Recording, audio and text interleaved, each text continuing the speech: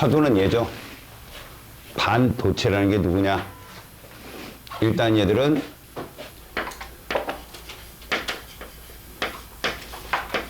도체와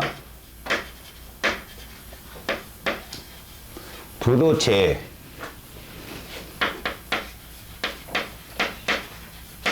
중간적 전기 전도성을 가졌다.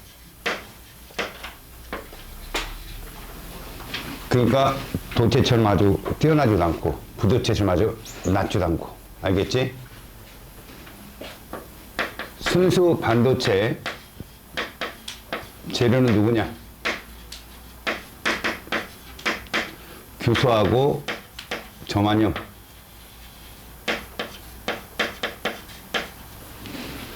여기에 우리는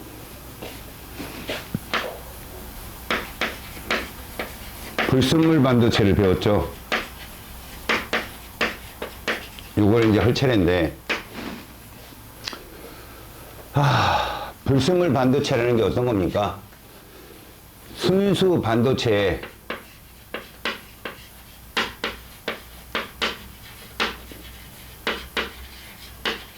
전기 전도성을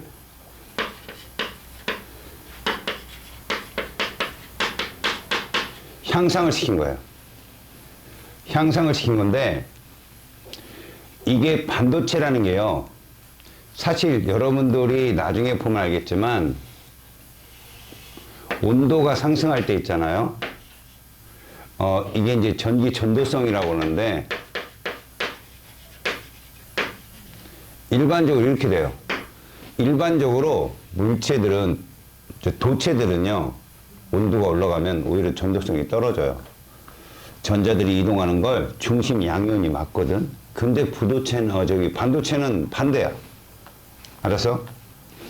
지금 이러한 반도체의 성질 때문에 반도체는 좀 열이 많이 나는 집적 회로들을 여러 개, 혹은 뭐 다이오드나 트랜지스터나 집적 회로 이런 여러 개들을 뭐 수백 개 정도를 넣어도 이 반도체 자체가 전도성이 떨어지지 않아요. 열 때문에. 그래서 지금같이 아주 작은 전기 제품을 만들어낼 수 있었던 거죠. 스마트폰이나 이런 것들을. 예전에는 굉장히 컸다는 거죠. 제품도 컸고. 근데 지금은 반도체하고 그 다음에 그 반도체를 활용한 그런 기계들 때문에, 장치들 때문에 이만큼 많이 축소됐다. 자, 불순물 반도체는 전기 전도성을 향상시켰다는데, 이 향상을 하게 된 게 누구냐? 바로 도핑입니다. 도핑. 도핑 중에 이 도핑이라는 건 이제 순수 반도체에다 섞는 거거든요. 도핑을 하는 그 물질, 지난 시간 중에 그게 P형 반도체하고 누가 있었어요? N형이 있었던 거 기억하죠? 여기 도핑을 누구로 하느냐? 얘가 13족이고요. 얘가 15족이었어요. 그러니까 지금 전자를 더 잘 지나가게, 전자의 움직임을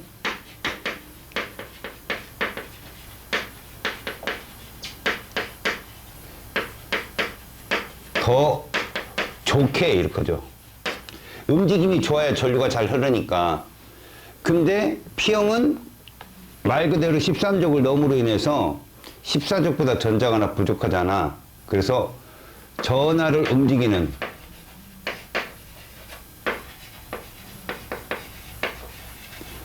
주체가 누구냐? 사실은 전자거든. 무조건 전하의 움직임이 전류니까 전류가 흐르려면 전자가 움직여야 돼. 하지만 13족은 양공이 그 역할을 하고 얘는 전자가 그 역할을 한다는 거지. 그러니까 13족은 14족보다 전자가 하나 부족해서 빈 공간이 생겨서 전자들이 그걸 채우려고 움직인다는 거고, N형 반도체는 15족이 14족보다 전자가 더 많잖아. 남는 전자가 전자를 밀어버리는 거야.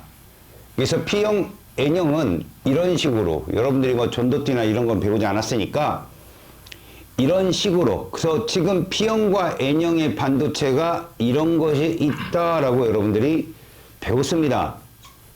알겠습니까? 요걸 모양을 한번 찾아볼까요? 요런 모양으로 보여주면 되겠네. 이게 이렇게 중간중간에 뭐가 존재하는 거죠? 이렇게 양공이 존재하는 거죠. 이게 양공이에요. 자, 얘는 전자가 존재하는데 실제로 이런 그림 봐봐요. 이건 무슨 얘기냐면 지금 제가 이렇게 그린다면 이건 현재 주소 거예요, 전자가. 그럼 여기도 이렇게 세 개가 있겠죠.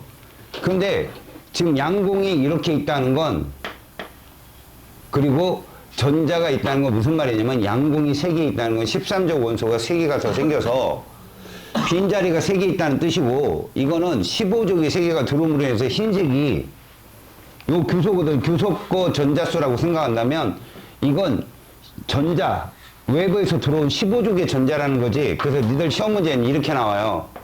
모양을 보면 여러분 이거는 몇 족이 원소지 이거?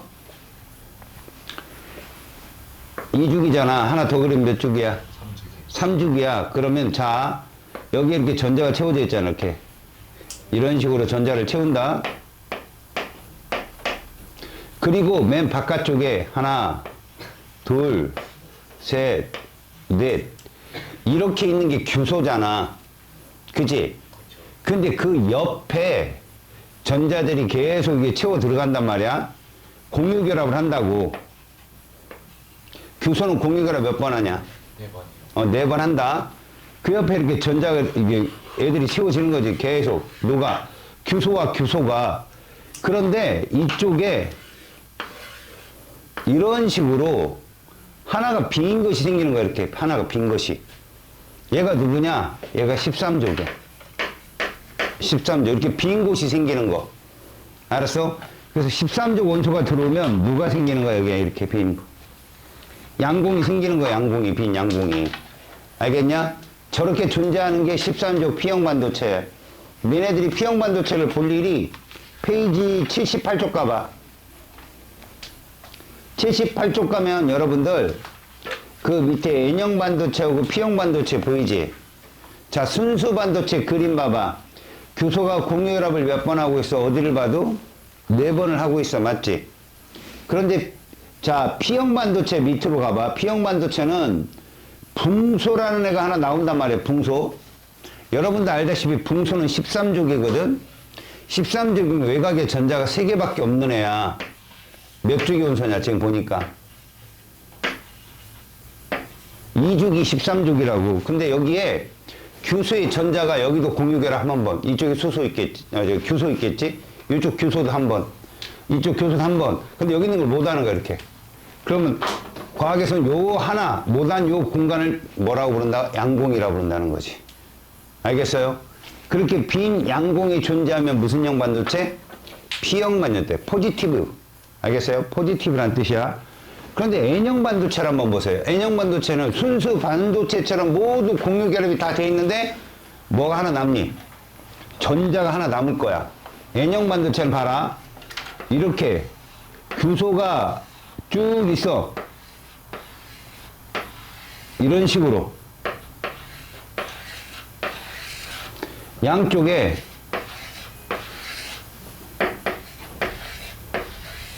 그래서 중심에 있는 규소거 전자를 내가 그린다면 이렇게 그렸어. 그래서 얘가 결합을 다 해. 이렇게. 물론 여기도 이렇게 있겠지. 그 다음에 여기도 규소니까. 지금 내가 말한 건 다 규소니까. 얘도 규소야. 규소는 공유결합을 4번 하니까. 근데 얘가 누군 거야? 얘가 15번 인인 거지. 15족이잖아. 그럼 여기 전자 하나, 둘, 셋, 넷, 다섯, 여섯, 일곱. 잘 봐라. 얘도 공유결합을 하는데 여기도 또 다른 규소와 결합할 거고 규소. 그런데 얘는 외곽에 전자가 몇 개야? 5개란 말이에요. 그럼 이제 전자 하나 남어. 어떤 때는 여기다 표시하기도 하고 여기다 이렇게 전자를 표시하기도 해. 원자 사이에다 공간에다가 전자가 남는 게 N형 반도체야. 요 공간이 있는 게 P형 반도체고. 알았니? 기준이 뭐야? 순수 반도체가 기준이야. 규소 주변에 전자가 4쌍 있어야 돼. 공유 전자쌍이. 그런데 P형 반도체는 그 네 쌍 중에 하나가 비어. 그런데 N형 반도체는 전자가 다 채우고도 하나가 남아. 알겠지? 그런 모습이야. 볼 수는 있겠지? 알겠어요? 이렇게 해서 N형과 P형을 지금 배웠단 말이야. 요 그림 같은 경우는 나중에 시험 봤을 때 틀렸으면 복사를 해달라고 해가지고 붙여놔, 옆에다가. 왼쪽 노트에다가. 나오니까, 시험에. 알겠어요? 자, 그러면 이제 오늘 그걸 가지고 뭐 할 거냐는 거지. 바로 반도체 소자를 만들 거야. 반도체를 결합시켜서 전자 부품을 만든 거거든. 잘 봐요. 우리 주변에 많은 것들이야. 우리가 많이 쓰는 말들이고.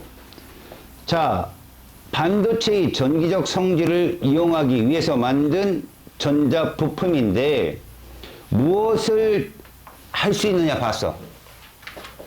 자, 반도체를 이용한 소자야. 특징을 이용한. 그러니까 반도체의 특징이라고 하면 쟤는 양공으로 전하를 흐르게 하고 쟤는 전자로서 전하를 흐르게 하는 그런 특징이 있다. 그지? 그럼 얘들이 반도체 소자는 어떤 특징이 있느냐? 거기 나왔죠. 전류를 제어한다. 그 다음에 뭐 신호를 증폭한다. 스위칭 기능이 있다. 데이터를 저장한다. 전기적 신호를 처리하는 것이 바로 반도체 소자의 특징이거든.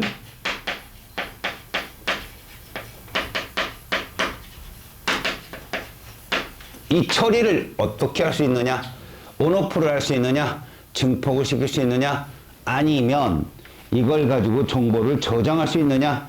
전류를 흐르지 뭐 더 크게 흐르게 하고 적게 흐르기도 하고 소리를 키우기도 하고 줄이기도 하고 이런 과정을 저 PN 반도체만으로도 할 수 있다는 얘기야. 그걸 지금부터 배우는 거지. 첫 번째, 반도체 소재의 재료는 무엇이냐? 기본적으로 반도체 소자니까 재료는 반도체죠. 그게 무슨 형 반도체. 그냥 순수 반도체를 쓰기에는 너무 전도성이 그닥 높지 않고 경제적 효과가 떨어지니까 얘를 써요. 불순물 반도체가 몇 개 있죠? 몇 종류 있어요? 뭐 있어요? N형, P형. 그렇죠. 이 중에 전자로 전하를 운반하는 역할을 하는 애가 누구? N형. 그 양공으로 움직이는 건 P형. 이렇게 구분하는 거죠. 그죠? 그래서 P형, N형 반도체를 가지고 지금부터 소자를 만들 겁니다. 물론 여러분들이 구체적인 소자에 대한 내용은 다루지 않을 거예요. 학교에서는 근데 학교 선생님이 다뤄줬으면 나올 수 있으니까 제가 어느 정도까지는 다뤄줄게요. 지금 보면 거기에 다 반도체 소자의 종류라는 게 있거든요. 그 첫 번째가 누구냐? 바로 다이오드예요. 자, 다이오드가 뭔가 봐봐요. 다이오드는요, N형 반도체랑 P형 반도체를 접합시킨 거야. 쉽게 설명하면 이렇게 그려줄게요.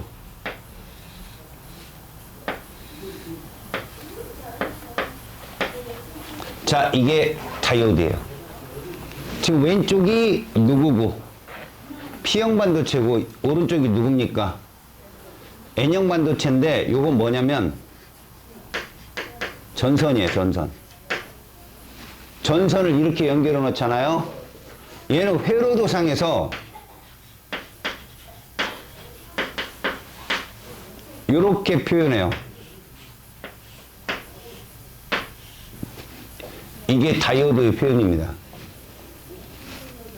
화살표 같이 생겼죠? 자, 이거에 대한 얘기를 해줄게요. 간단하게 다이오드는 어떤 거냐면 이거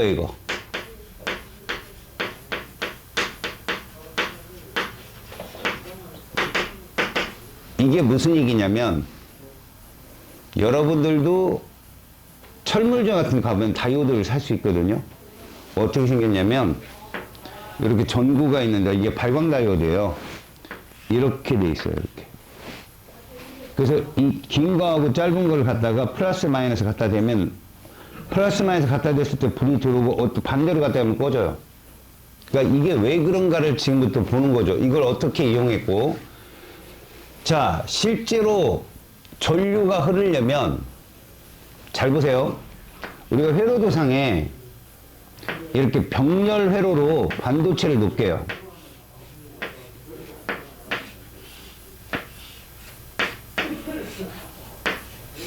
자, 이렇게 놓으면 여기에다가 긴 거, 짧은 거 이렇게 합시다. 여기가 뭐예요? 이렇게 됐죠, 전압이. 그죠? 근데 전류가 봐요. 이렇게 가서 파란색이 안 보이겠다. 잘 보세요. 이렇게 이동했어요, 전류가. 여기는 전류가 흐르지 않았어요. 자, 이런 원리가 뭐냐?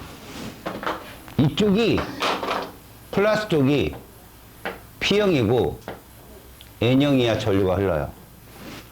이게 N형이고 P형이면 전류가 흐르지 않아요. 이건 왜 그러냐? 여러분 N형하고 P형 중에 누가 전자가 많다고 그랬어? N형이 많잖아. 다시 말해서 봐봐. 반도체가 이렇게 있을 때 이게 P형이고 N형이면 여긴 전자가 많고 여긴 양공이 많단 말이야. 그러면 기본적으로 봐봐. 이 전자가 움직여야만이 전류가 흐르잖아. 그러면 요 가운데를 뭐라고 하냐면 이걸 접합면이라 하거든. P형과 N형의 접합면으로 얘가 이렇게 몰릴 때 전류가 흐르는 거야. 왜? 여기 있는 전자가 일로 넘어갈 수 있으니까. 알겠어? 벽 타지 말고 졸지 마. 매번 조니. 지우야, 동아중학교 3학년 생년월일 뭐지 제가? 그럼 이 양공이란 놈, 이 양공을 이렇게 접합면으로 밀어내려면 이 양공을 접합면 밀어내려면 무슨 극이어야 돼? 이거여야 돼, 플러스. 전자를 접합면으로 밀려면 여기서 뭐라 해야 돼? 마이너스 해야 되고. 이럴 때만 전류가 흐른다는 얘기야. 알았어? 그럼 이제 좀 어려운 얘기 좀 한번 해볼게.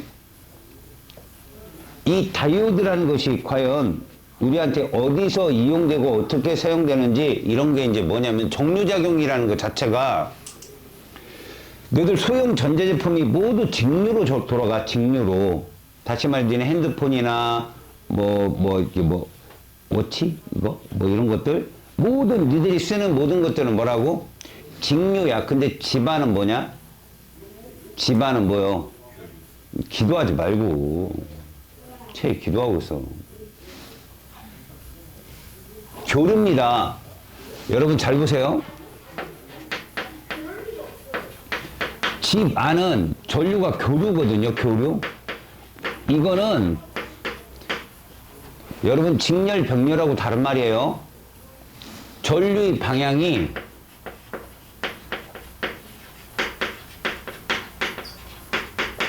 바뀐다는 얘기예요. 현재 어느 정도 바뀌냐? 이거예요, 현재는. 무슨 뜻이야, 이게? 60Hz거든? 1초에 몇 번 바뀐다고, 방향이. 60번 바뀝니다. 얘들이 어떻게 바뀌냐? 이렇게 바뀌어요. 보세요. 이게 시간이면, 이게 전류라고 합시다. 전류 세기. 그러면 0이고, 방향이 바뀐다? 이렇게 바뀐다는 거예요, 이렇게. 이렇게 바뀐다고요. 그럼 여러분, 전류가 이렇게 바뀌면 여기 전류 흘러야 안 흘려요, 이 점은?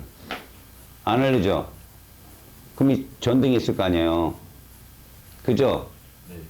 이건 LED 등인데 니네 집안에 쓰는 전류는 있잖아요, 여러분. 잘 들어요.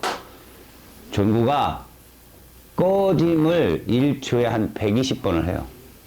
꺼짐을. 알았습니까? 평균 60번 이상을 한다고요. 근데 니들이 그걸 눈치를 못 채요. 꺼지고 들어오고 꺼지고 들어오고를 너무 빨리 하면 항상 켜있는 것처럼 느낀다고. 알았니? 이게 주파수야. 가장 쉬운 게 이거야. 니들 TV 화면하고 컴퓨터 화면하고 누가 더 화면이 좋은 것 같아? TV가 좋아? 좀 사는구나 너. 일반적인 집은 컴퓨터가 훨씬 좋습니다. TV는 쟤네 집은 그래도 한 1억 몇 짜리 OLED 화면이 있으면 뭐 할 말이 없죠. 집안에 그게 있나 봐요. 어이씨. 여러분 컴퓨터가 훨씬 주파수가 높아요. 그래서 여러분들 가끔 TV에서 기자가 PC방 같은 데서 이렇게 컴퓨터 찍는 거 봐봐요. 줄 생겨요. 컴퓨터 그 모니터에 줄이 생긴다고요. 그러니까 뭐냐, TV 카메라가 걔를 못 잡아요. 너무 주파수가 좋아서. 알겠어요? 자, 이게 교류인데 너희들 집안은 뭐라겠죠? 교류잖아. 근데 너희들이 쓰는 가전제품 다 뭐예요? 직류죠? 근데 이제 충전 어디서 해요? 집에서 하잖아. 그치? 그 어댑터라고 하는 거 있죠. 충전장치. 걔가 다이오드예요. 그래서 보세요. 어댑터를 이용하면 집안의 전류가 이렇게 바뀌어요. 이렇게. 알았어? 이게 뭐라고? 정류예요, 정류. 플러스, 마이너스가 있을 때 플러스 방향 쪽으로만 전류 방향을 바꾸는 이게 다이오드 역할이에요. 그러니까 무슨 얘기야?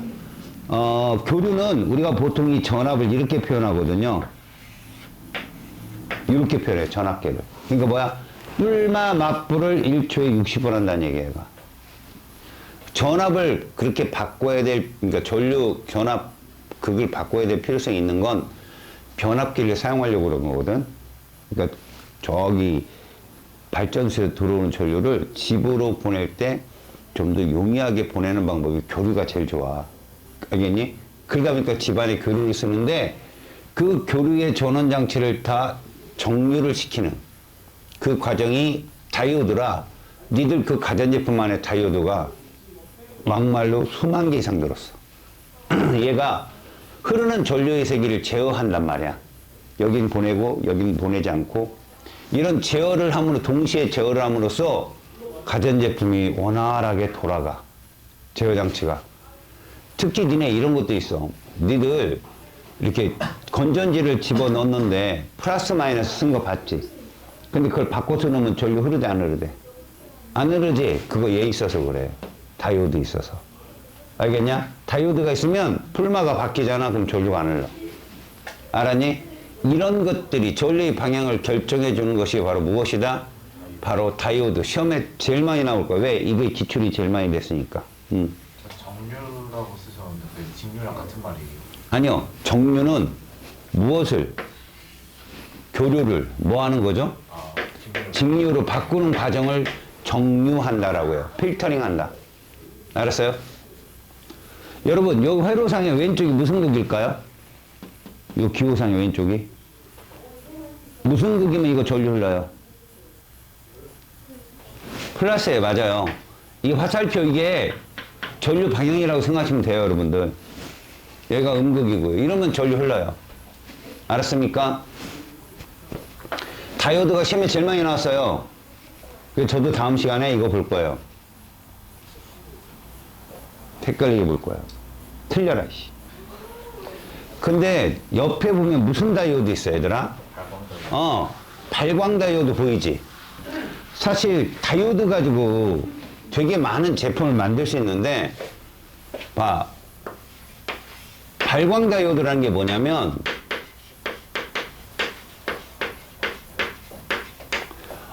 우리가 보통 LED라고 하는 게 이거거든?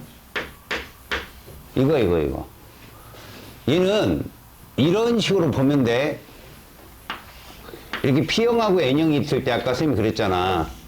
이게 P형이고 이게 N형 반도체라면 이걸 무슨 면이라고 그랬어? 가운데를. 접합면이라고 했잖아. 근데 여기 있던 전자가, 잘 봐. 여기 있던 전자가 일로 넘어가잖아, 이렇게. 왜? 여기에 뭐가 있어서 이렇게. 양공이 있어서. 그지? 접합면으로 전자하고 양공하고 뭉쳐서 이 접합면을 기준으로 가운데로 확 몰리게 하는 게 뭐라고 그랬어? 전압이잖아. 이쪽에 무슨 것 걸려? 이쪽에 무슨 것 걸리고? 이렇게 되면 얘들이 이쪽으로 몰린단 말이야. 이렇게 서로 몰려. 이 접합면에 몰려서 전자가 이동한다고? 근데 이 N형 반도체에서 P형으로 갈 때 전자가 에너지가 낮은 곳으로 떨어지게끔 만들어 놓는 거야. 전자가 이동하는데 에너지가 낮은 곳으로 떨어지게끔. 그럼 뭐가, 전자 자체가 에너지를 잃겠지. 그 에너지가 빛으로 나오는 거지. 알았냐? 봐. N형에 있던 전자가 P형으로 넘어가면서 뭐가 방출돼? 에너지가 방출이 되는 거야. 이렇게. 얘로 넘어가면서 에너지가 방출되는 거지. 이게 가시광선으로 나오면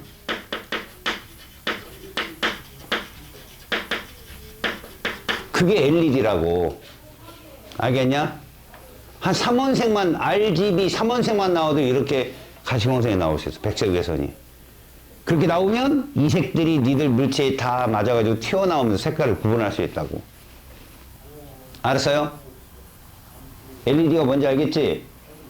그래서 사실 이거는 여기만 중요한 게 아니라 니들 뭐 대형 스크린 같은 거 있죠? 대형 TV 같은 거, 우리나라 TV는 최고인데 작은 소자라는 게 있어요. 조그만 이 소자. 이것들이 수도 없이 많이 모여서 커다란 TV 화면을 만드는 거야. 알았니? 이거 마치 뭐가 같냐면 니들 카드 섹션 알아? 카드 섹션 혹시? 니네 2002년 월드컵 장면 TV로 본 적 있냐? 축구하는 장면? 거기에 보면 봤다고 생각하는 거야 나는. 거기에 붉은 악마 막 그 관중들이 뭐 이렇게 카드 딱 들면 뭐 어떤 그림이 나왔다가 또 확 사라지고 이런 거 봤어? 북한 애들이 자주 하는 건데. 북한 하는 애들이 뭐 전승절 뭐 이런 거 할 때 보면 사람들이 막 저기 어디에 스탠드에 앉아 있어. 근데 그 사람들이 카드를 딱 들면 그림이 만들어져. 마치 우리 옛날 전묘화처럼 점을 담당하는 게 그 사람들이. 그러니까 철저하게 계산되어진 거겠지. 나는 이때쯤은 흰색 카드를 들 거고, 나는 이때쯤은 검은색 카드를 들 거고. 이렇게 되면 그 사람들은 그 카드만 들겠지만 전체 그림으로 보면 이게 그림이 된다고. 알아서 툭툭 격려해줘. 근데 이게 이런 거야. 선생님이 말하고자 하는 건 이 발광 다이오드가 독특한 독립적인 뭐를 갖고 있어? 명령을 받는 거야. 명령을 받는 거라고.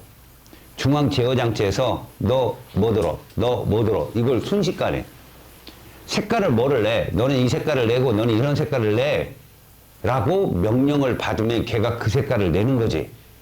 이건 니들이 마치 붓으로 점묘화를 찍는 거랑 똑같아. 니들은 점묘화라는 그림 그려봤어? 네.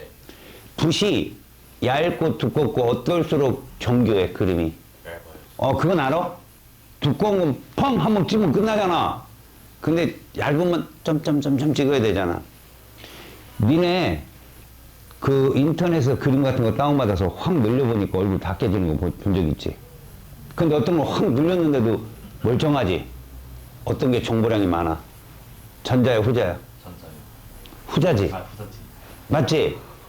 열어도 깨지지 않는다는 건 정보량이 많다고 얇은 붓으로 찍은 거란 말이야.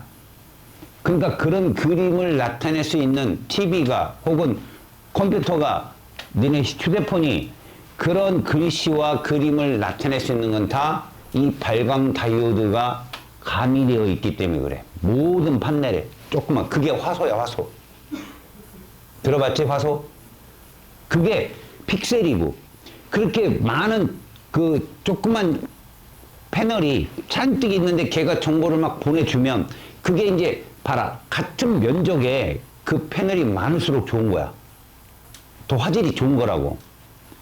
그 봐. 같은 면적 안에 우리가 사각형 바둑판을 자른다고 하면 많이 그 세로선과 가로선을 많이 그으면 자 패널 하나의 면적이 어떻게 될까? 좁아지겠지. 그럴수록 좋은 거라고. 알았어? 그때 그 패널 뒤에서 빛을 쏴주는 역할을 하는 게 LED야. 빛을 딱 쏴. 그럼 앞에 뭐가 있냐면 RGB 패널이 있어. 왜? 우리는 색깔을 봐야 되잖아. 그럼 명령을 내려. 하나, 둘, 셋, 넷, 다섯, 여섯, 일곱, 여덟, 9개 있어.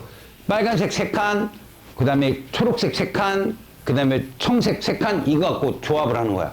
야, 빨간색 오른쪽 위 하나 눌러. 야, 저기 초록색 밑에 2개 눌러. 그러면 좀 진한 노란색. 이런 게 나가는 거야. 딴 거, 야, 닫어. 안 나가면 되고.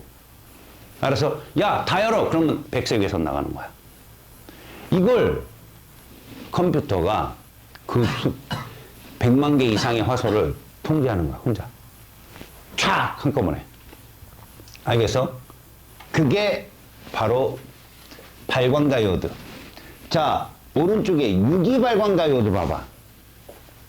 자, 발광다이오드는 뭐를 하는 거라고 지금? 다이오드인데 무엇을 방출한다고? 빛을 방출하는 거야, 빛. 알았어? 이게 너희들 예를 들면 집안에 LED 등이 아니다. 전등. 아, 등 그러면 어이? 이런 게 대표적 발광다이오드야.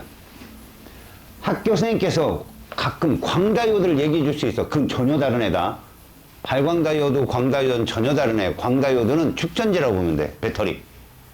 아, 이런 거. 니네 저기 엑스포 가봤냐?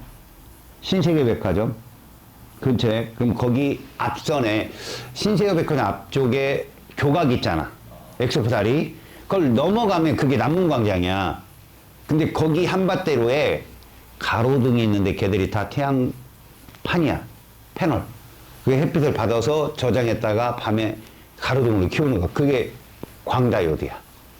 그러니까 전혀 애하고는 달라. 걔는 흡수해서 전류를 흐르게 하는 애고, 발광은 뭐야? 빛을 내는 거다.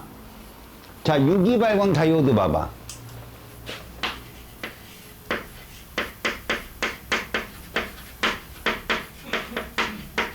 얘는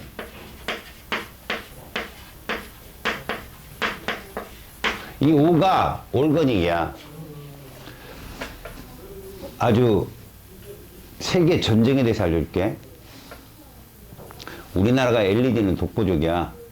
특히 LG. LG하고 삼성이 가전제품에서 1, 2위 완투를 달렸다고. 전 세계를 80%를 석권했어. 그랬더니 누가? 중고가 우리나라 기술자들 다 사기쳐서 데려간 거야. 뭐 연봉이 한 8천이다. 야, 1억 9천 줄게. 막 이런 식으로 2배를 키워갖고 애를 막 데려간 거지. 그 1년을 써. 그래서 걔한테서 모든 지식을 뺐다. 퇴사시켜. 그 방법으로 수십 명 정도가 가서 우리나라가 10년 동안 고생한 노하우가 걔들한테 다 넘어갔어. 그래서 지금 중국이 앞서 있어, 우리보다. LED에서. 그런 거야. 걔들이 따라잡은 게. 근데 OLED는 LG가 성공했어. 그건 따라잡으려면 100년이 걸린대. 왜? 이제는 안 속을 거니까. 물론 그렇다고 걔들이 못 빼낼 게 아니야. 빼내.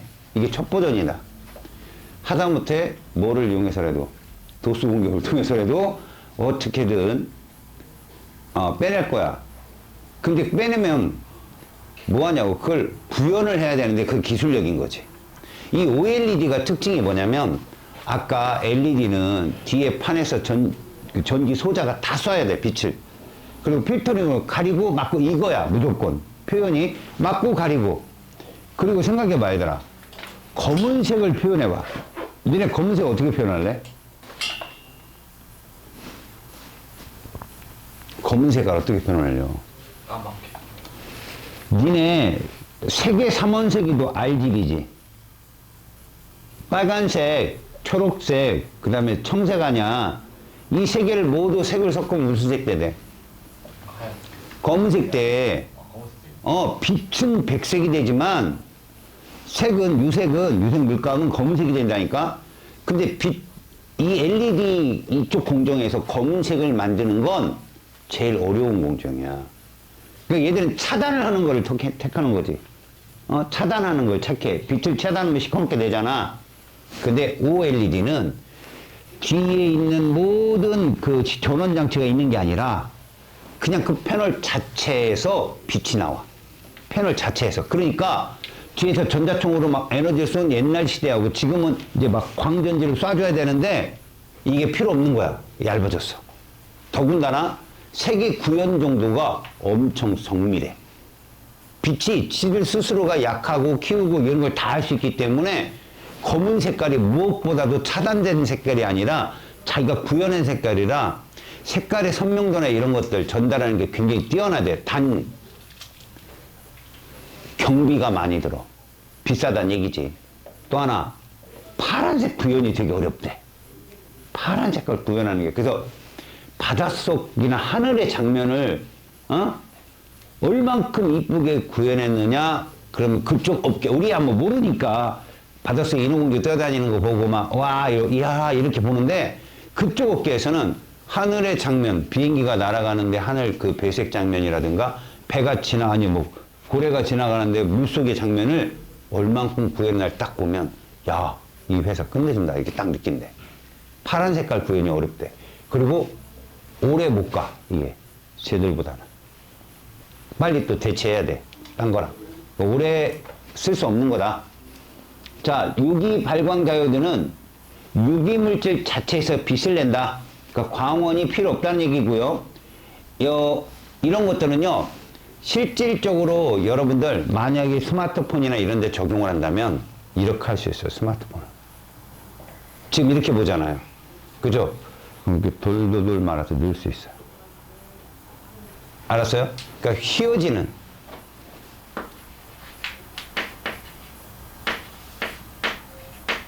이렇게 보시면 돼요. 휘어지는 LED예요, 얘가. 말 그대로. 알겠죠? 그래서 이렇게 디스플레이라고 해가지고 여러분들 LED는 다 우리가 보는 거예요. 스마트폰 앞에 액정 화면. 그러니까 지금 LED 자체가 우리가 보통 말하는 TV 같은 데는 이거 액정이라고 있거든. 액정으로 만들었어요, TV를. 근데 이렇게 유기발광 다이오드가 되면 니네 그 어디 삼성에서 곡면 만든 거 알아? TV LG랑 곡면 만들었잖아. 어디 옆에 이렇게 옆에 있어도 TV가 이쁘게 보이는 거야. 정면뿐만 아니라 옆에 있어도 다 TV가 멋지게 보이지. 저런 게 제일 기술이 들어간 거야. 그러니까 얼만큼 얘를 휘느냐가 기술력의 전부야. 끝내주는 거라고. 가운데 있으면 더 선명해, 빛이 보이니까. 알겠어? 그러니까 그런 기술력이 우리나라가 최고다. 알았어? 자, 그 다음에 트랜지스터가 있어.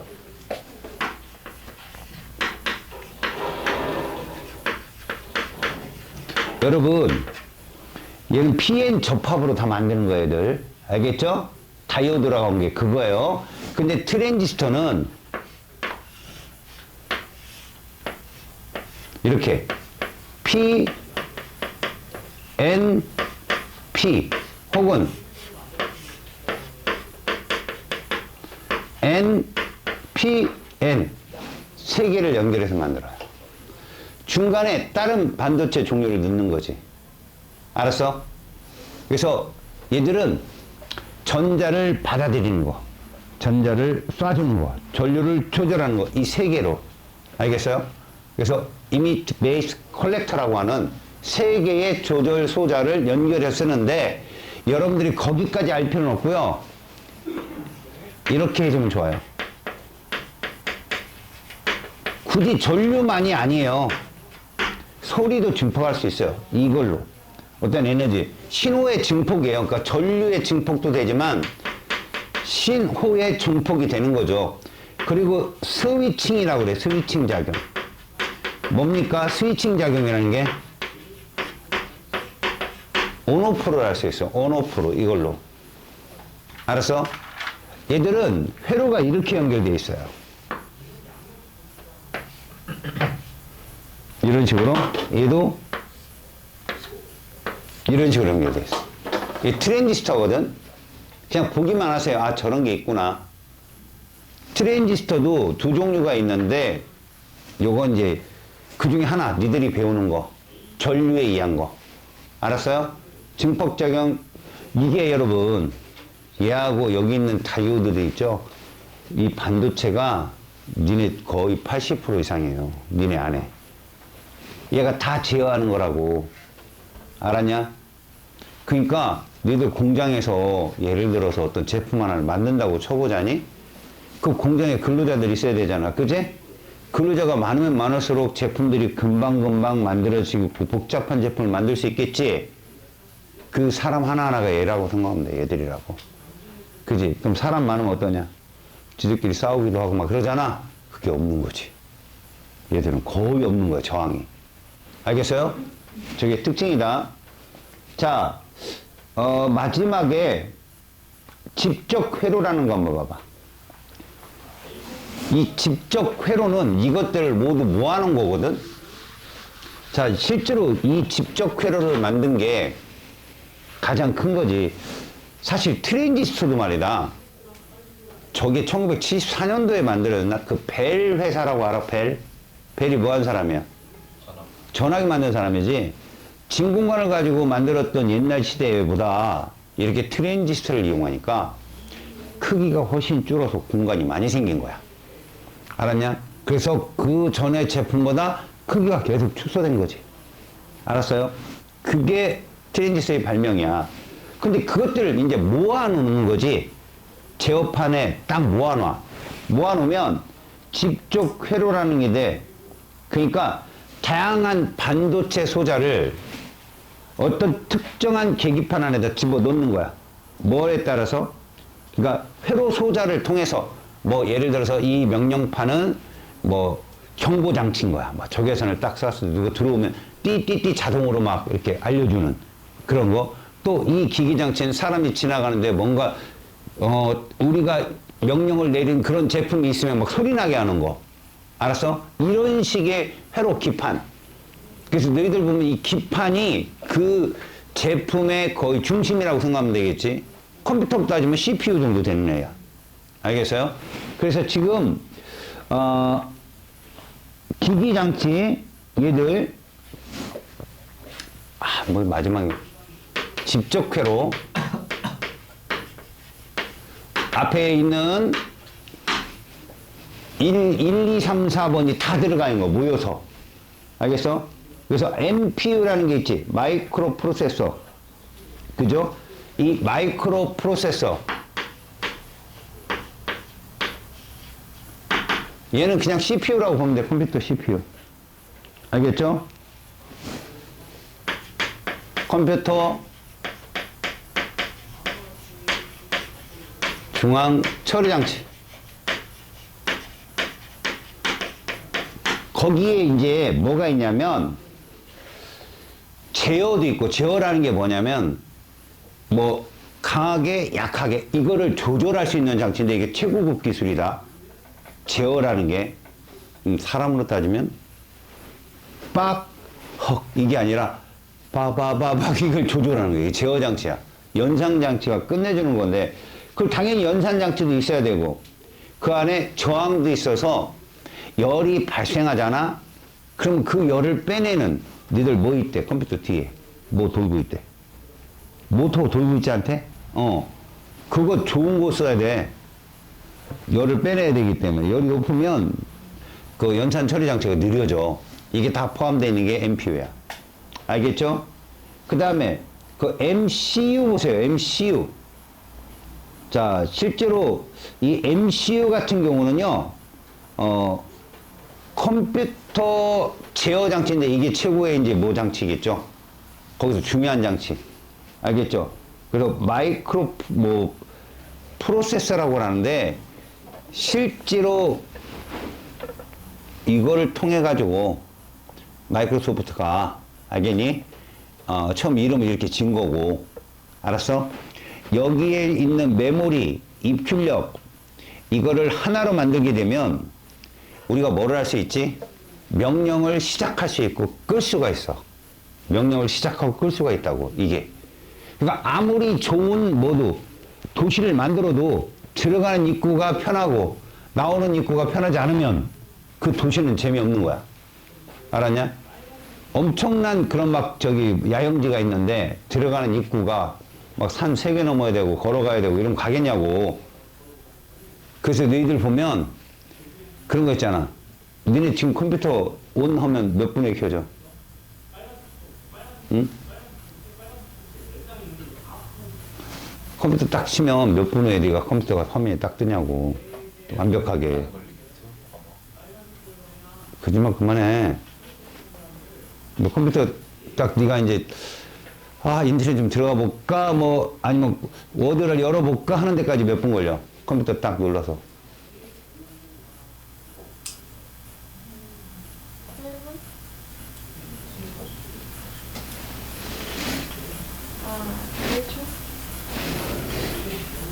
너네 앞에 이렇게 비밀번호 이런 거 설정 안 해놨어? 네.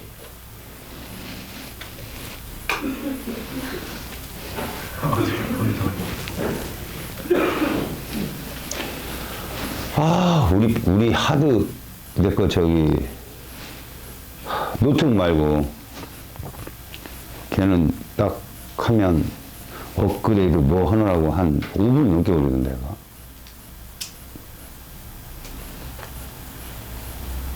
뭐 잘못되긴 잘못됐구나. 그죠? 일단, MCU라고 하는 건 마이크로 프로세서다. 알았어?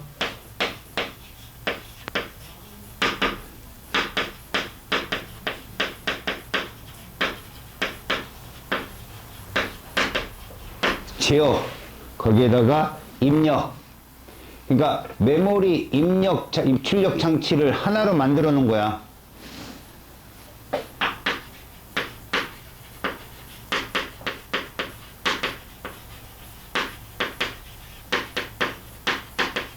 이런 걸 다 뭐라고 그래? 제어한다고 그래, 제어 장치. 니들 나중에 뭐 제어계측 기공학과 이런 데 가면은 이런 것만 연구하는 학문이야, 그쪽이. 이게 굉장히 중요한 거다, 니네들. 이게 얼만큼 이쁘게 빠지느냐에 따라서 암호 걸기도 쉽고, 중간에 막 비밀 이런 거. 그래서 이게 튼튼해야 돼, 입구가. 다 해커들이 이것 뚫고 들어가는 거거든. 알았어요? 자, 그래서 물질의 전기적 성질 활용을 한번 봅시다, 밑에. 이제 활용을 해보자.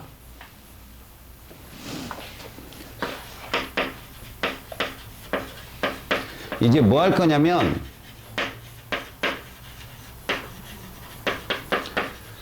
대부분 니들이 많이 쓰고 있는 스마트폰을 예를 들고 볼 거야. 이제 이것들이 그렇다면 다이오드만 다 필요한 거냐? 아니라는 거지. 각각의 다 부도체도 필요하고 도체도 필요하고 반도체도 필요했다라는 거야. 그걸 지금 배운다.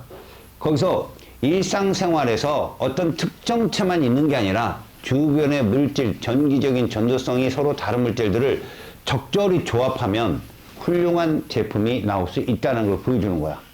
거기 도체 특징 보이지?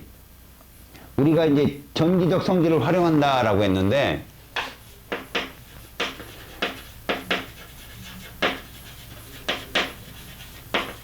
물질이란 게 도체, 부도체, 반도체야. 우리 도체 보면 어떠냐? 전류 잘 통하잖아. 그치? 그러니까 우리가 보통 전기 제품에서 일반적 연결 소재가 다 이런 애들이야. 전기 제품. 그러니까 뭐냐? 전기 부품, 전기 장치. 알겠어? 뭐가 우수하다? 상당히 높은 거죠. 전기 정도가 상당히 높아서 부품이나 전기 기기,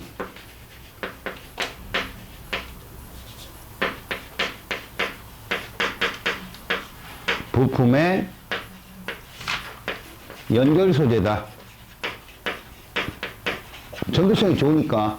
근데 이게 온도가 높아지면 저항이 커진다고. 온도가 높아지면. 자, 여기에 보면 활용에 누가 있냐면 구리가 있어, 구리. 우리 구리 뭐로 많이 이용하냐? 전선. 그지? 전선으로. 그러니까 전선으로 널리 이용한다. 그 다음에 금. 여러분, 의외로 금도 전도성이 상당히 좋거든. 얘는요, 부식에 강해요. 다시 말하면 공기 중 산소랑 정말 반응 잘하네. 니네 이 유기발광 다이오드 있잖아요. 이놈은 공기 중에 산소 습도에 엄청 약해. 그래서 이거를 얼만큼 보호하느냐 외관 장치가 관건이야, 저거. 그러니까 뭐 습한 거 이런 거를 차단할 수 있는 그 외부의 그 장치가 더 필요해, 쟤들은. 알겠어? 여기 OLED가 그래. 저거 한번 뭔가 어디가 기스나거나 구멍 나면 저거 작살난다, 한꺼번에. 반응성이 너무 커서. 얘는 부식에 강해갖고, 얘 그렇잖아. 신라시대 때 왕관은 아직도 있잖아. 근데 할아버지가 재작년에 쓰셨던 낫은 녹슬었어. 부식이 강하다. 그지? 그래서 얘는 거의 컴퓨터에 들어가 있는 중앙 제어 장치 있지. 마이크로 프로세서.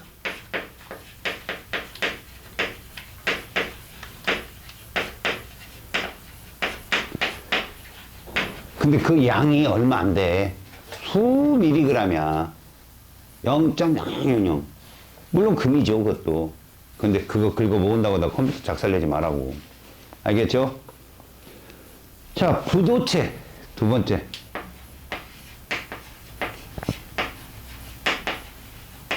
자, 부도체는 전기 전도성이 가장 아래죠.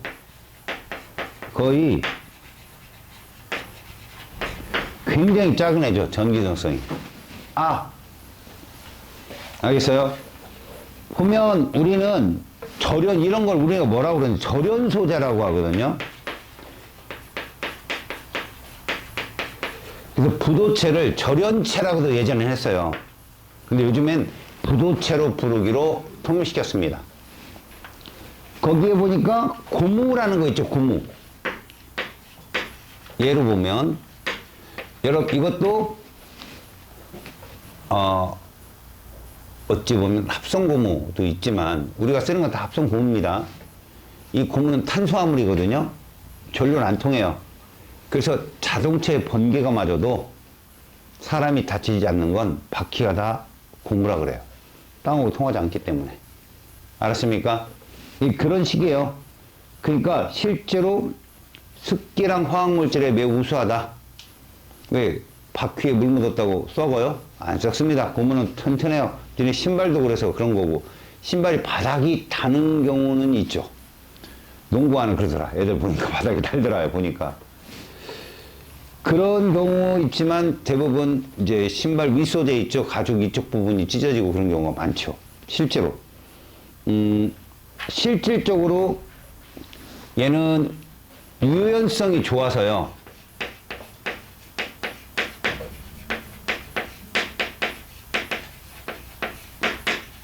전선의 피복으로 쓰여요. 전선 주변에 감는 거. 전기 안 통하게 여러분들 손으로 만져도 괜찮게. 코드, 피복선. 알겠죠? 그 다음에 세라믹 보세요. 사실은 세라믹은요, 도자기거든, 도자기. 실제로 고온, 이게 어디에 쓰이냐면 여러분, 니들이 전봇대를 본 기억이 없죠? 전봇대 본 사람 있어요? 전봇대는 봤죠. 그래요. 혹시 송전탑 본 적 있어요? 그것도 봤죠. 니네 송전탑 보시면 이렇게 철탑이죠. 그리고 이렇게 선이 있죠, 이렇게. 대가 있고 여기 이렇게 쭉쭉 늘어지는 거 알죠? 그리고 근처 가보면요, 요렇게 생긴 사기 그릇 같은 게 있어요. 거기에 전선이 감겨 있어요. 그리고 쭉쭉 늘어져요, 이렇게. 이게 세라믹이에요, 세라믹. 이걸 맞으면 어떨까요? 그렇죠. 그게 세라믹이에요. 알았습니까? 그러니까 이거는 세라믹은 좀 고전압, 고전류 이런 거 할 때 씁니다. 그래서 그거에 의해서 그러니까 도선에 전류가 많이 흐르면 저항이 커져서 전류가 세게 세게 생기거든요. 저항 열이 생기고 그걸 견딜 수 있어야 돼요, 저게. 알겠죠? 그래서 고온을 견딜 수 있다.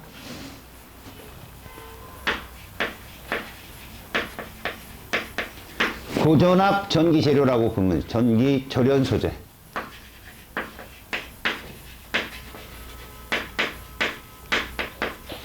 고전압 전기 절연 소재. 고온에 강하다. 이렇게 보시면 될 거예요. 다음에 유리. 여러분 유리는 어디로 많이 쓰냐, 유리? 물론 전류를 우리가 통하지 않기 때문에 마음껏 만질 수 있잖아. 그지? 대부분 얘들은 뭐야? 표피 쓰이지. 가전제품에.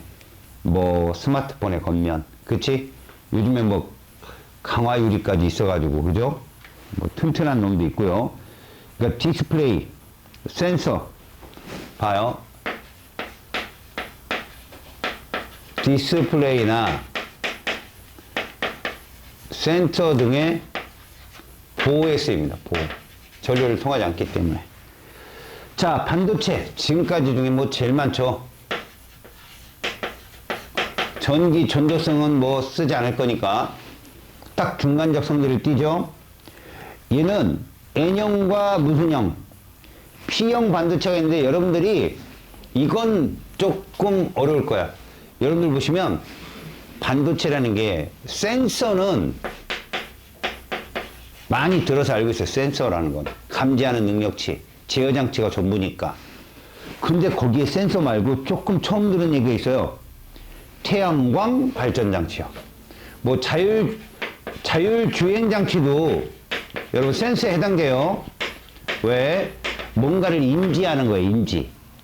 사람이 있네. 도로가 꺾이네. 이런 거 인지하는 게 자율주행 장치니까 센서의 일종이고, 무엇이 있냐면 태양광이요. 이게 중요한 거거든.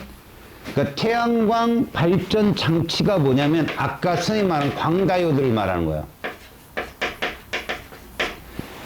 모든 발전기가 터빈이 돌아야 돼요.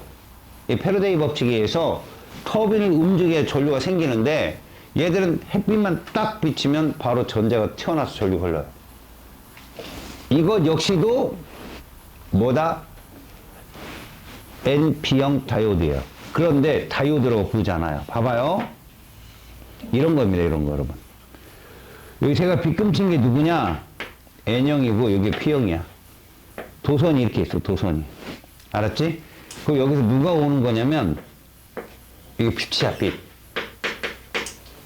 빛이 와서 N형을 때리면 N형이 아까 뭐가 남아 돌았냐? 전자가 남아 돌았지. 그 전자가 이렇게 튀어나가는 거야.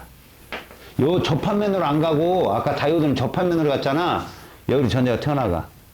그렇게 되면 전자가 튀어나간 자리에 뭐가 생겨? 양공이 생기지. 얘가 밀려나 여기로 접합면으로. 그럼 이 P형 반도체는 뭐가 많아? 양공이 많잖아. 그 양공에 의해서 밀려서 양공이 이쪽으로 몰려온다고. 이쪽으로. 그러면 여기에 있던 이 도선에 있던 전자를 쓱 끌어들여. 여러분 이 전자가 막 무한히 열심히 뛰어서 아우토반처럼 달려서 가는 거 아니에요. 도선에 이미 전자가 꽉 차 있는데 전자를 미는 명분이 생긴 거죠. 밀어주니까 이렇게 들어가 주는 거죠. 그럼 전류가 흐르는 거야. 자, 여기 선에 잘 봐라. 이렇게 놓게 되면 여기가 음극이 양접되는 거야. 이렇게. 자, 그러면 얘네에다 광다이오드 설치할 거야. 잘 봐. A, B. 니네에게 빛을 내는 LED야. LED. 그럼 A, B. 누가 P형 반도체야? A. 플러스를 P에 연결하라고. 그래서 얘가 마이너스고 플러스이기 때문에 여기가 P야. B가 N형이고. 알았냐?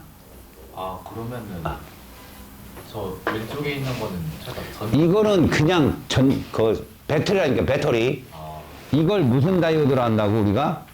얘를 광다이오드라고 한다고. 얘는 뭐라고? 발광다이오드라고 하고. 얘를 다른 놈이라고. 그 태양광 발전 장치라는 거 얘를 말하는 거야. 알았냐?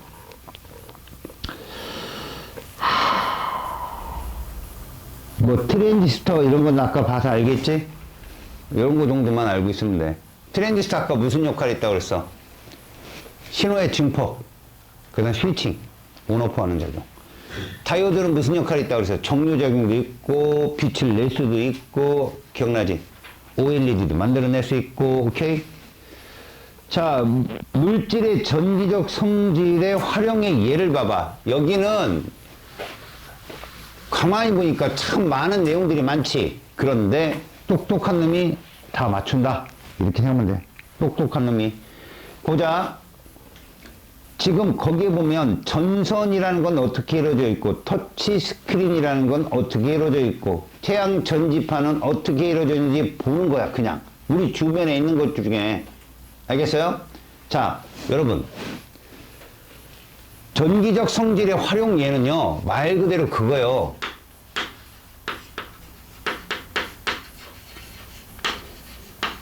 이 전기적 성질을 가지고 우리 사람들은 어떻게 쓰고 있느냐 이거예요. 어떻게 쓰고 있냐. 여러분, 전선은 아까 여기서 봤죠? 불이라는 도체에다가 뭐 막 덮었어. 부도체인 고무를 덮었죠. 그 얘기예요. 지금 전선이라고 하는 것이 보니까 전선은 구리라는 뭐에 도체에 우리가 피복이라고 불리우는 누구 부도체를 바꾼 건데 얘가 누구냐 고무다 이거죠 고무. 근데 이거를 우리가 합성수지라고도 한다. 여러분 고무나 합성수지인데 여러분 합성수지 그러면 어렵게 생각하지 마세요. 플라스틱이에요. 플라스틱. 근데 플라스틱 그러니까 무슨 생각 들어요? 아 딱딱하다. 그죠? 근데 비닐도 플라스틱이에요. 비닐.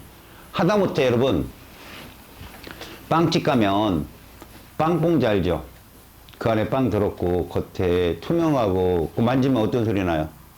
바삭바삭 소리 나죠? 그것도 합성수지입니다. 알겠어요? 그걸 뭐라고 부르냐면 폴리에틸렌이라고 불러요. 폴리에틸렌. 그래 잘 붙는 거. 그러니까 외부로의 전류를 차단하는 거 저렇게 전선이 이루어져 있다. 그 다음에 터치 스크린이라는 게 있네요. 여러분들은 이거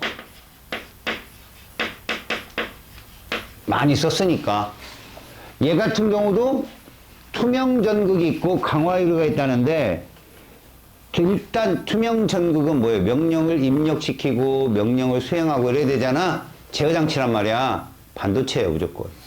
알겠어요? 반도체입니다. 무조건 이용 소자는. 그걸 어떻게 접합시켰느냐에 따라서 뭐 LED가 되고 발광다이오도 되고 거기에다가 트랜지스터가 되고 이러는 거예요. 아셨습니까? 그래서 거기 보시면 손가락 자체가 터치 방식이냐. 옛날에 이거 격변기 때는 엄청 심했어요. 저희 때는 이렇게 손가락으로 되는 게 아니라 물체로 갖다 대면 되게 했단 말이야. 그랬더니 어떤 일이 벌어졌냐면 중간에 누구 갔다가 맨날 전화하는 거야. 아무데나. 막 가는 거지 전화. 왜? 여기 이렇게 이렇게 이런 데도 툭툭 대면 전화가 되는 거 통화. 그래가지고 부재중 전화가 엄청 왔었어요. 예전에는. 왜 보면 전화 안 했는데 이거예요. 이렇게 지나가다가 쓱쓱 지나가 그러면 이제 전화 가는 거야. 재수가 없으면. 그래서 사람들이 이제 전류를 할 것이냐 아니면 손으로 피부를 누르는 압박으로 할 것이냐 거기 또 딜레마에 빠졌다가 이제는 뭐를 했어요? 손가락 자체 전류 감지로 바꾼 거예요. 그러면서 뭐가 나온 거예요? 지문인식이 나오게 된 거예요. 그 다음부터. 알겠습니까? 요 굉장히 많은 시행착오를 거친 거예요. 그래서 투명 전극이라고 하는 거 터치스크린은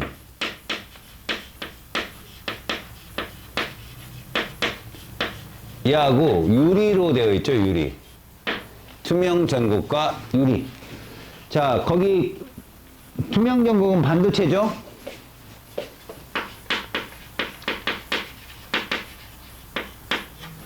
그 다음 손가락에 뭐를 전류 감지.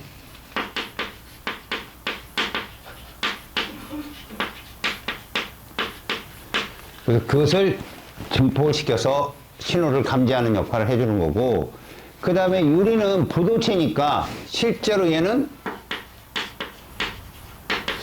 뭐가 있을까요? 얘가 제일 크지 않나? 제품 보호. 투명해서 그 정보를 읽는 거 안전하게 읽을 수 있게 해주는. 그쵸? 그 다음 아까 여러분 태양전지판은 여러분 알고 있죠? 태양전지판은 아까 광다이오드야 발광다이오드야? 광이요. 광이었다. 이거 한때 엄청 유행했던 거 알지?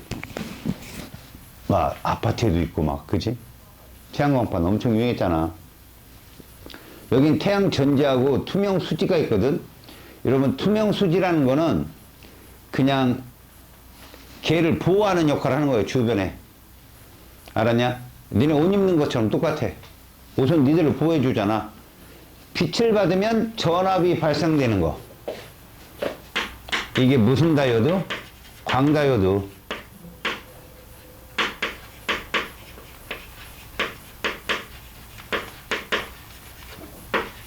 전류 발생 이렇게 보시면 돼. 반도체 광다이오드예요. 그 다음에 거기에 투명수지라고 하는 거 있죠. 부도체인데요. 보호해주는 거예요. 투명수지.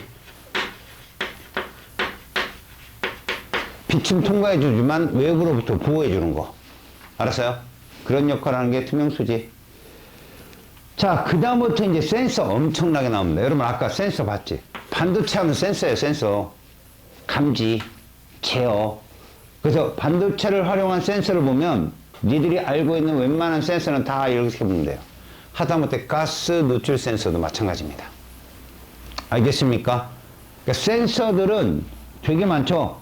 그래서 얘들은 온도에 따라 전기 전도도가 달라진다. 아까 반도체 선생님이 그거 그려줬죠. 온도가 높아지니까 전류를 더 잘 흐른다. 결국 온도에 따라서 전기 전도도가 다르다는 얘기예요. 더 잘 흘러요. 전기 전도도가 좋다고요. 온도가 높아짐에 따라. 그럼 전도도가 다르다는 건 온도에 따라 전류색이 다르게 흐른다. 그럼 그걸 갖고 감지하면 체온도 잴 수 있어요. 체온도. 알았습니까? 그리고 정확한 온도 측정이 가능하고요. 외부로 나가지 않아도 온도 측정이 가능하죠. 그래서 우주 산업에도 되게 많이 쓰입니다. 그래서 거기에 센서 종류들만 보세요. 반도체를 활용한 센서는 쭉 적어 놓으세요, 그냥.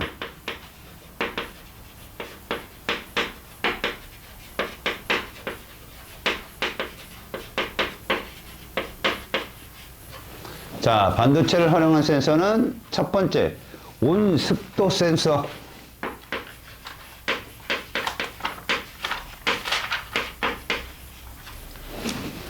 자, 얘들은 온도나 습도의 변화에 따른 전기, 전도도의 변화를 감지한다. 사실 습도를 측정하기는 어렵죠. 하지만 습한 정도, 온도 값을 가지고 미리 제어 값을 넣어놓으면 이 정도 되면 습도는 이 정도 될 거다라고 예측 값을 띄워요, 지가. 그래서 온습도 센서가 이런 거고, 그 다음에 거기에 보면 압력 센서라는 거 있죠? 이거 특히 어디? 자동차 타이어 같은 거. 알겠죠? 갖다 대면은 압력에 의한 전기 전도도, 이 압력을 센서를 읽을 줄 알면 이 압력에 따라 전도도가 다르거든요. 그죠? 그래서 압력 센서도 여기에 해당된다. 자, 5만 가지 센서가 다 들어간다. 다음에 가스 센서. 하하. 사실 가스와 그 반도체의 접촉면에 의해서 생기는 건데, 가스 센서는 실제로 이 가스량만 재는 게 아니라 농도까지도 측정을 한대요. 농도도 측정하고, 그래서 그것이 어느 정도 일정에 넘어가면 비상벨을 울리는 거지. 찡하고. 그리고 뭐 적외선 센서? 이거 뭐 열작용을 감지하는 거죠. 적외선의 열작용을 감지해서 전기 전도도의 변화 이런 것들, 그러니까 빛에 의한 전기 전도도의 변화 이런 것들을 감지하는 건데, 이거 어디에 많이 쓰죠? 방범. 그러니까 무인 뭐 이렇게 방범 그런 거 있잖아요. 누구 지나가면 찡 소리 나고 막 이러는 거, 그런 거에 해당되는 거예요, 이게 적외선 센서가. 알겠습니까? 자, 이러면 이걸 다 했네요. 그래서 페이지 78쪽을 잠깐 가볼게요. 78쪽에 우리가 아까 순수 반도체하고 P형 N형을 봤죠? 그 밑에 반도체의 활용 케이스가 보일 거예요. 거기 보면 맨 위쪽은 디스플레이라고 우리가 보이는, 거기에 보면 터치 스크린 있죠, 강화율이 있죠, 거기다 OLED 있죠. 결국은 요 표면에 우리가 알고 있는 스마트 핸드폰 앞쪽에 이런 것들이 분포되어 있고, 중간에는 백금이나 니켈 같은 약간 전류가 좀 통하죠. 근데 방수까지 될 수 있는 차단제, 그리고 마지막에 리튬, 그리고 그 하드웨어를 할 수 있는 메모리, 그 다음에 케이스. 이쪽에 보면 그 옆에 배터리 바로 위쪽에 메모리를 놨는데, 이 메모리가 뭔 역할을 해요? 전체 제어하는 역할을 해요. 그리고 그 케이스에 보면 알루미늄 도체, 플라스틱 부도체 이런 거 있는데, 진짜 그 중요한 건 실제로 메모리입니다. 메모리가 제일 중요해요. 그 메모리는 뭐 유심칩이나 이런 거라고 우리가 말하죠. 이제 스마트폰 같은 경우는 걔가 거기 있는 모든 정보들을 다 표출시키잖아요. DP에다가, 디스플레이에다가. 그쵸? 자, 그냥 이런 모든 집적 회로는 기본이 누구다? 반도체다. 반도체다. 알겠습니까? 숙제. 많습니다, 여러분. 페이지 87쪽까지입니다. 87쪽까지 숙제고요. 지금 여러분 숙제 범위에서 6문제 그리고 따로 4문제 테스트 봅니다. 다음 시간에. 숙제 범위에요. 그러니까 이 단원 다겠죠. 똑같이 낼 거예요. 6문항. 얘들아, 이제 우리는 시스템과 상호작용을 들어가는 거야. 이제 3단원이야. 와, 달리자.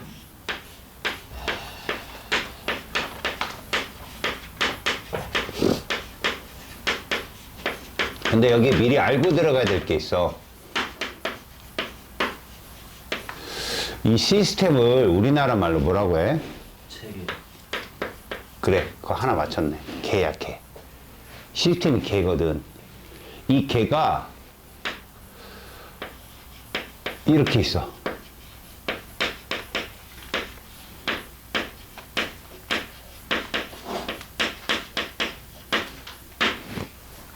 고립개.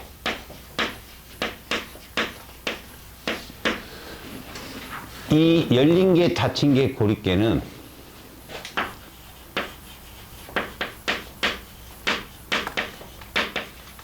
물질 교환, 에너지 교환 쪽으로 보잖아.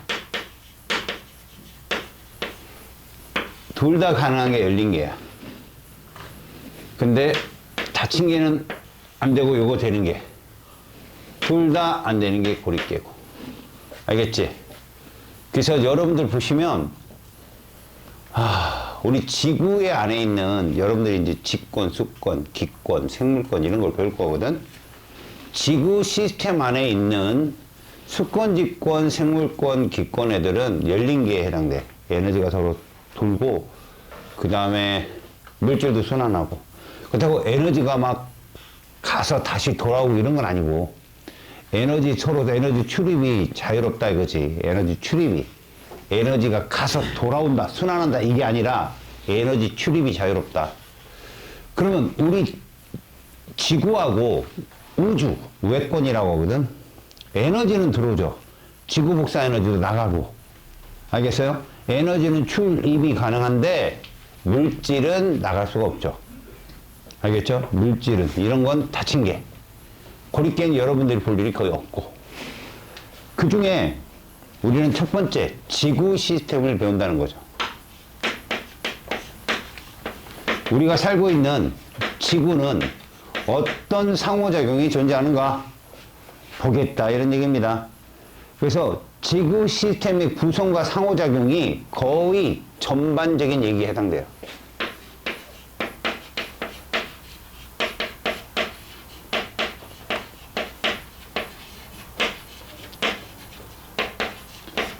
여기가 거의 전반적인 얘기다. 먼저 그럼 뭐부터 한번 볼까? 지구 시스템의 구성 요소부터 한번 볼까?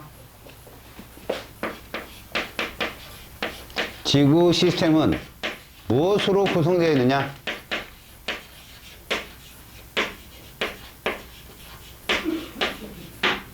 여기는 이제 중학교 과정하고 굉장히 많이 겹치니까 뭐 여러분들 충분히 할 수 있겠지.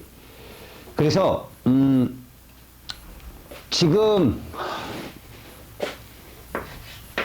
지구의 시스템이 누가 있습니까? 라고 한다면 여기 무슨 개라고 이게? 열린 개죠. 직권, 땅덩어리, 기권, 공기, 그 다음에 수권, 물, 그 다음에 생물권, 말 그대로 생태계, 생물이죠, 생물. 자, 이 네 개가 일반적인 우리가 알고 있는, 그죠? 근데 여기 네 개가 무슨 개예요, 서로? 열린 개죠. 근데 여기에 얘가 하나 들어가요. 그러니까 외권은 이게 지금 지구잖아요. 이게 지구라면 외권 우주잖아요, 우주. 그죠? 얘는 그럼 뭐에 해당된다? 닫힌 게 해당되겠죠? 닫힌 게 해당돼요. 에너지 출입만 되고 물질은 이동하기 어렵죠. 이것들이 서로 상호작용하고 있다. 상호작용하고 있다. 이것이 바로 이것들이 구성되면 지구 시스템이 구성이 되어서 결국 뭐 지구 말고 화성도, 화성 말고 수성도, 금성도 이런 것들이 모여서 태양계 시스템이 간다. 그러니까 기본 구성 시스템이다라는 것을 알려주는 겁니다. 그래서 각 구성 요소의 특징에 대해서 간략하게 보고 들어갈 거예요.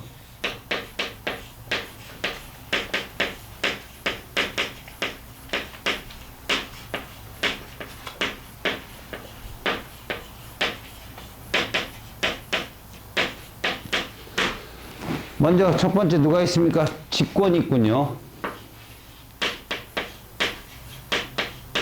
자, 직권은 지각, 멘틀, 외핵, 내핵 이렇게 나뉩니다. 실제로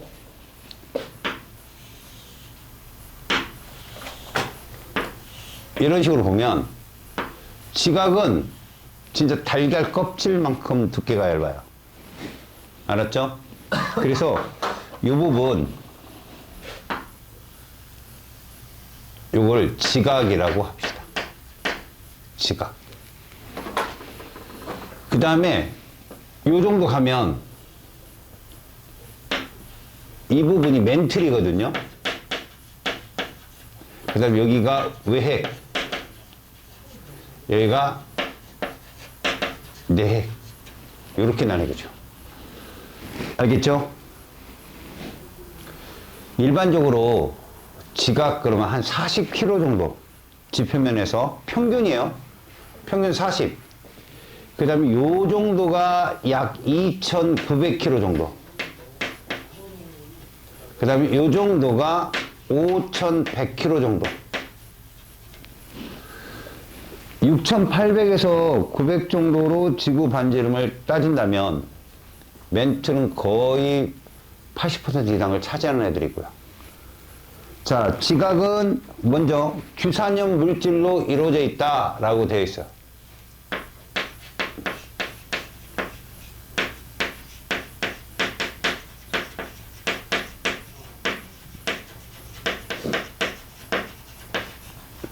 이 규산염이라고 하면 SiO2잖아요.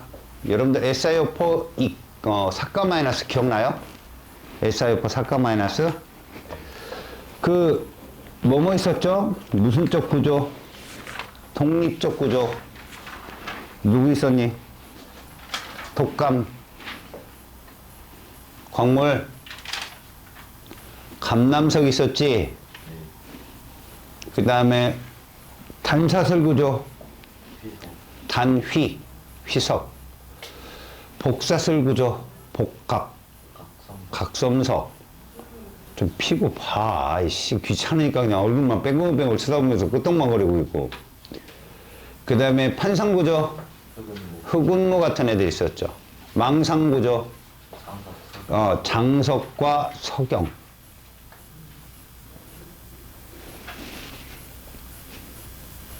여러분, 망상구조로 갈수록 규소 하나당 산소의 비율이 줄었어, 늘었어? 그렇죠. 알겠어요? 그런 것들 지난 시간에 배웠어요. 규산염 물질. 여러분 여기서 제일 많은 게 누구예요? 원소. 그 다음 이런 식으로 됐잖아. 알루미늄. 나머지 다 금속이에요. 알페카나칼마. 알페카나칼마. 무엇이 알페카나칼마?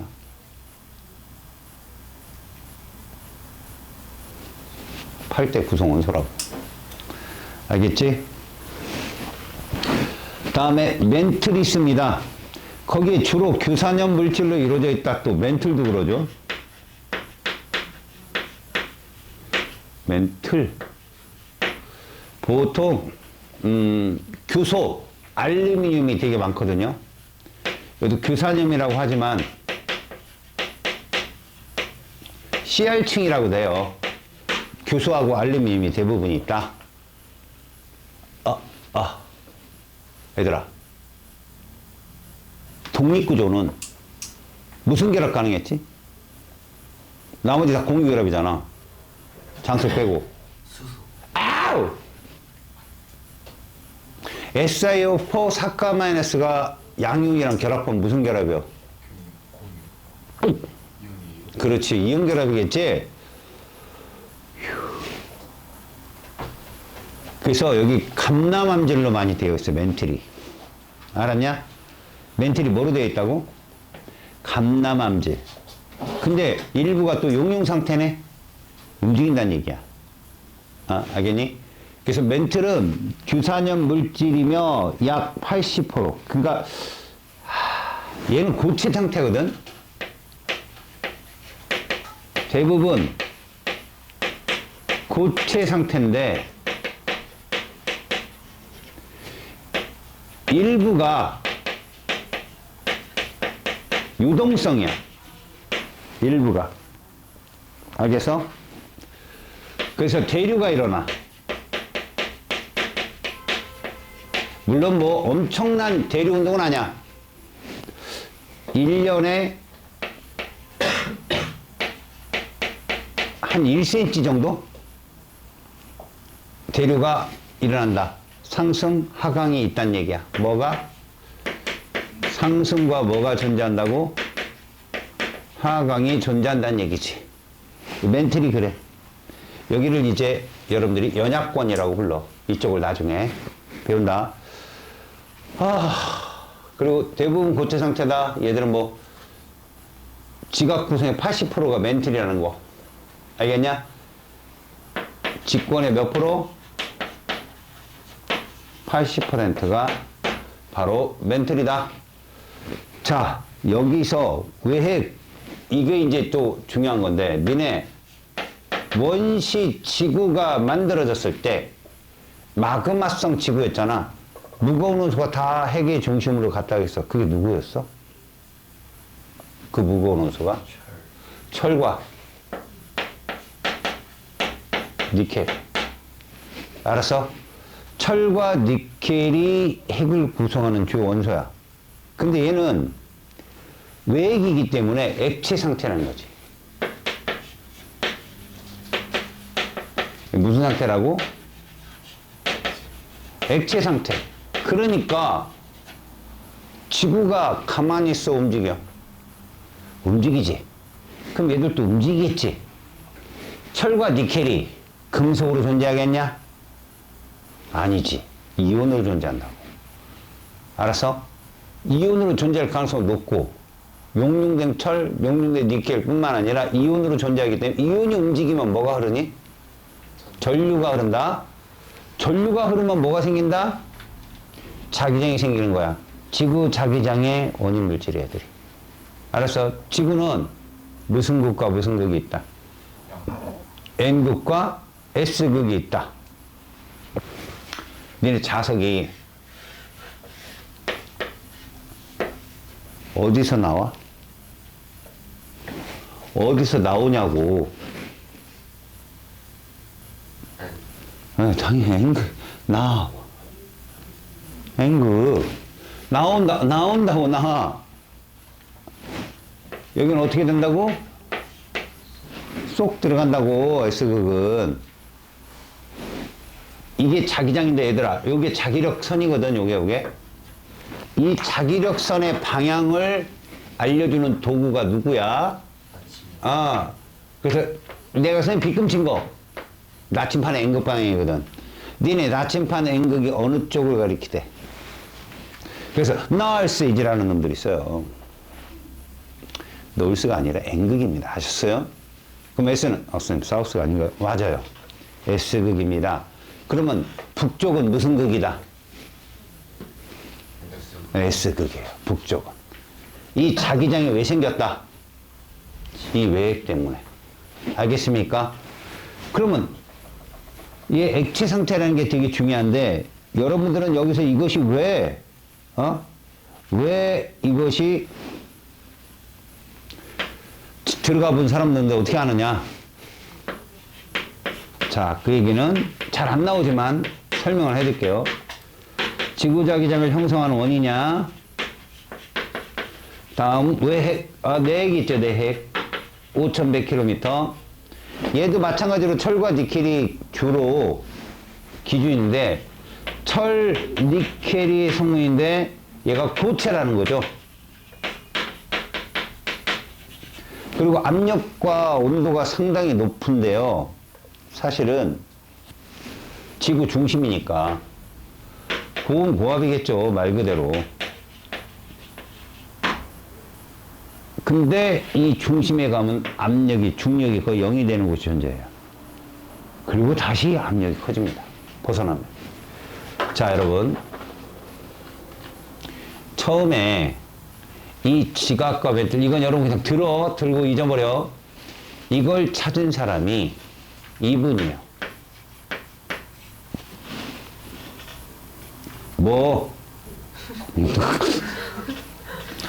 모로비치치. 누구라고요? 모호로 비치치. 알겠어요? 모로비치치. 이 사람은 지진파를 쏴서 알게 된 거예요. 지진파.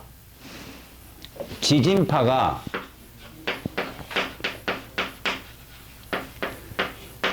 P파가 있고 S파가 있어요, 여러분. 들어봤어요? 어떻게 들었어요? 진짜요? 좋은 학교 다니셨군요. 어느 중학교라고요? 핸델과 그레텔 중학교. 동아중. 안데르센인가?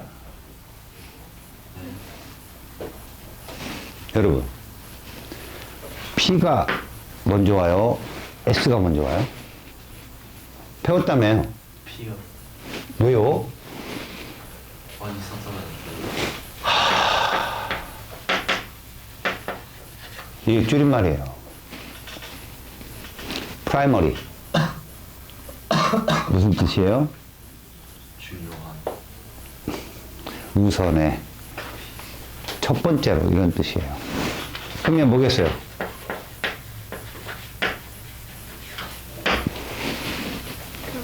세컨더리. 알겠습니까? 얘가 이래요. 얘가 이렇고요. 초당 8kg. 근데 중요한 게 뭐냐면 S파가 액체를 통과 못해요.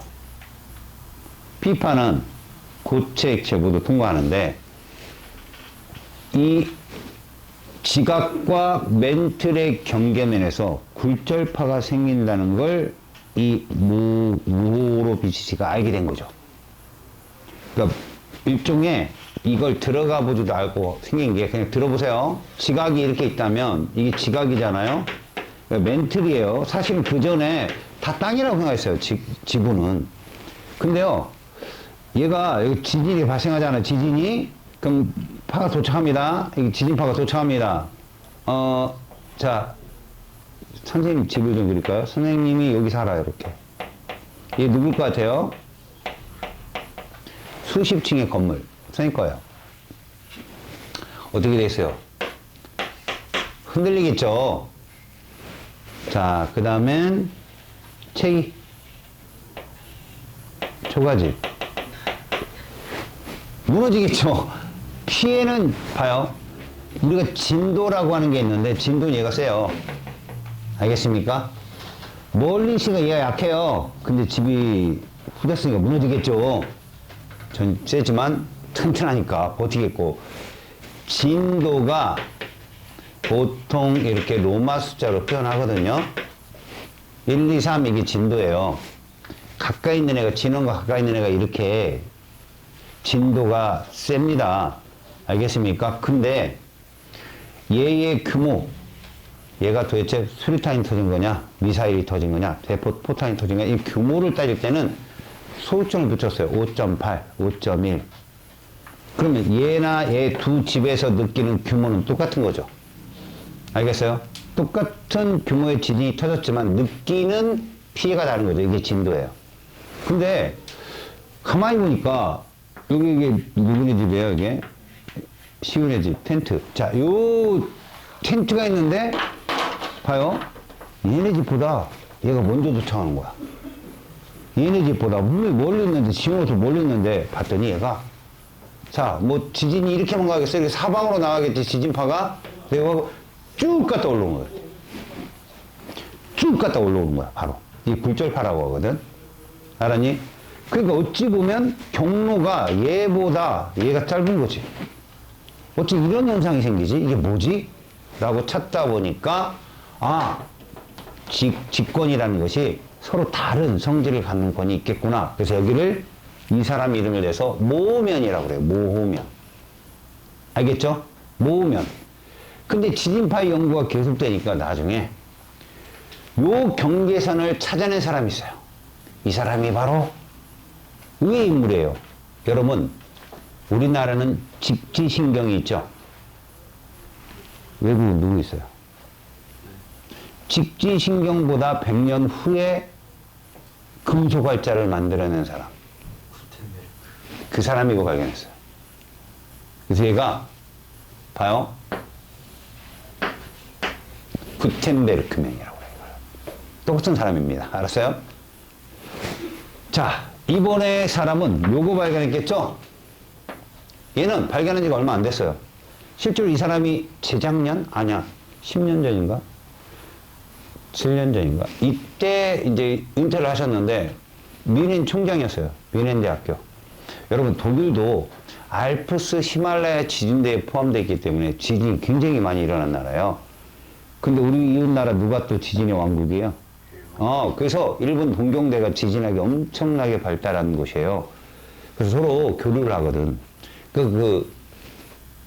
레만이라는 애가, 골키퍼 말고, 골키퍼, 피파 온라인 골키퍼 레만 있잖아요. 그 사람 말고, 그 여잔데, 그 사람이 동경대에서 막 연구를 하고 있었는데, 그 스승, 일본 교수가 대만에 가서 지진 연구를 하는데 지진파가 잡힌 거야. 그래서, 무슨 뭐 이런 거 있잖아. 지나가는 차들 있잖아. 그래서 전동차 많았고, 차체는 안 하면 안 지나가. 근데 그때 칠레에서 지진이 발생한 거지. 이게 대만하고 칠레하고 정반대거든. 그러면 지진파가 딱 발생을 하면 너희들 이런 거야. 이렇게 지구가 이런 식으로 나뉠 거 아니야, 이렇게. 근데 여기 왜 핵, 내 핵, 뭐 이런 건데, 그때 당시 핵은 다 이렇다고 생각해서, 구텐베르크면. 근데 저쪽 반대편에 생긴 지진이 딱 왔다 굴절하겠지?